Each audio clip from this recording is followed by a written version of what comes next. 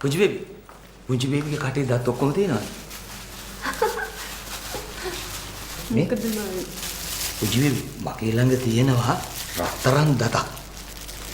ඔව් මේක මම මේ හයි කරගන්න මගේ දතක් වැටෙනකම් මම මේ ඉන්නේ. ඒ බලන්න.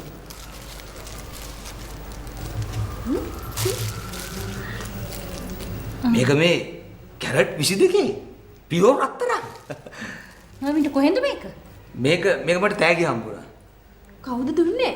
මේ හක්බන පැත්තේ මුදලහලි කෙනෙක්. මමින් හොරකම් කළානේ. පිස්සුද මැඩම් මම මගේ දතක්වත් හොරකම් කරන්නේ නැහැ. එහෙම කරනවද? මම මේ මුදලාලිගේ නෝනාගෙන් ඇහැව්වා. පස්සේ ඉතින් නෝනා කිව්වා කමක් නෑ මර්වින් පොළොවට පස් වෙලා යන එකනේ. ඔන්න ඔහේ ගන්න කියලා. ඒ කිව්වේ මැඩම් මේ එම්බාම් කරන වෙලාවේ මුදලාලිගේ කට හැරිලානේ තිබුණේ. අයියා!